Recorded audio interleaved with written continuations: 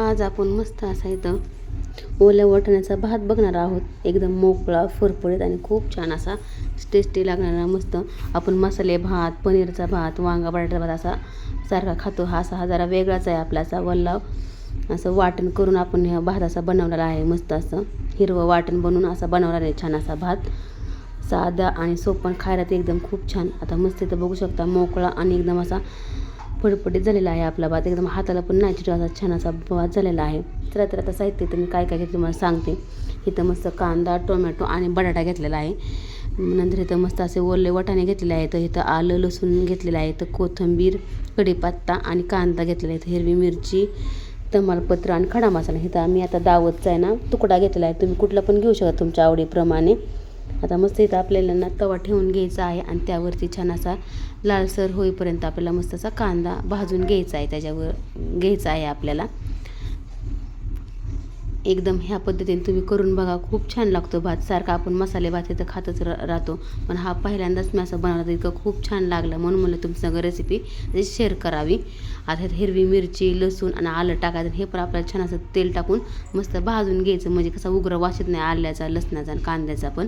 त्यामुळे छान असा बारीक गॅसवरती भाजून घ्यायचं आपल्याला लालसर. ह्यात एक मी तमालपत्र पण टाकलं आहे, त्यामुळे वास पण छान येतो वाटणात. नंतर हिरवीगार अशी कोथिंबीर पण टाकली आहे वाटणामध्ये आणि छान आता परतून झालेला आहे बघू शकता. आता मस्त आपण काढून घेऊ ह्याला छान. तोपर्यंत गार होतो गॅसवर आपण कुकर ठेवू आणि ह्याच्यात तेल टाकू. नंतर इथं मी आता हे वाटून घेणार आहे. ह्यात पाणी अजिबात टाकायचं नाही, तेवढ्यातच आपल्याला फिरून घ्यायचं आहे. तर मस्त इथं मी वाटण करून घेतलं. आता इथं तेल टाकून घेते आहे.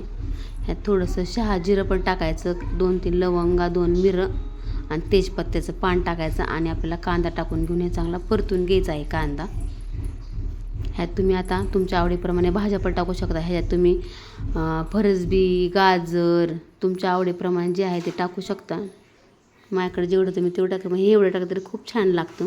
आणि मस्त आपल्याला ह्याच्यात ना चक्रफूल टाकायचं आहे, त्याच्यामुळं छान लागतं चक्रफूल टाकल्यामुळं. आता मस्त इथं मी वाटण टाकून घेतलं, ते पण छान आपल्याला परतून घ्यायचं आहे वाटण. आता ह्यात मी भाज्या टाकून घेतल्या, टोमॅटो, कांदा आणि बटाटा. आणि ह्यात फ्लावर टाकलेला आहे मी, मस्त असा बारीक कट केलेला फ्लावर. आणि हे छान आपल्याला परतून घ्यायचं आहे. आता हे परत आलं की नंतर आपल्याला आता ओलं वाटाणा टाकून घ्यायचं आहे, नॅपको वाटाणा. हे तुम्ही ना फ्रीजमध्ये स्टोअर पण करून ठेवू शकता वाटाणा. आता मी इथं ना 1 महिना झाला आता हा माझा वाटाणा सोलून असा फ्रीजमध्ये ठेवला आहे डीप फ्रीजला. एकदम नॅपको वाटाण्यासारखाच होतो हे. तुम्ही पण असंच करून ठेवायचा, म्हणजे कधी पण आपल्याला खाऊ वाटलं तर आपण पड्डीचनी फ्रीजमध्ये काढून बनवू शकतो. इथं मी आता मसाले फक्त बिर्याणी मसाला टाकलेला आहे त्याच्यामध्ये.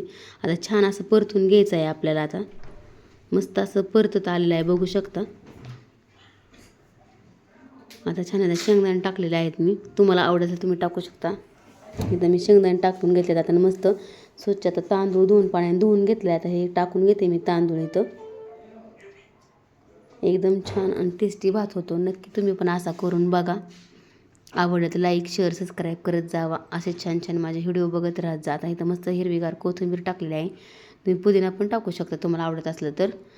थोडंसं चवीप्रमाणे मीठ टाकायचं आणि आपल्याला 1-2 शिट्ट्या काढून घ्यायच्या आहेत. आता मस्त बघू शकता चांगलं परतून घ्यायचं अगोदर भात, म्हणजे एकदम जसं परतं ना तसं भात आपला मोकळा फडफडीत होतो. आता आपल्याला पाणी टाकून घ्यायचं आहे शिजण्यापुरतंच इथं. चला आता मस्त इथं मी कुकर लावलेला आहे छान. आता मस्त असा आपला भात झालेला आहे बघू शकता इथं. आता मस्त मी वाटीत काढून तुम्हाला दाखवते आता कसा झालेला आहे आपला मस्त भात.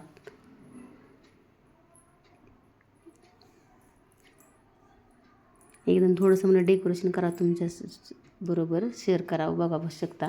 भात अजिबात चिकटलेलं नाही, एकदम मोकळा फडफडीत खायला तर खूप छान झालं. त्यावर लोणचं, पापड. आवडलं तर लाईक, शेअर, सबस्क्राईब करत जावा. कसा वाटला ते नक्की कमेंट करून सांगा. बाय बाय सगळ्यांना. भेटू पुढच्या व्हिडिओमध्ये असाच छानसा व्हिडिओ घेऊन.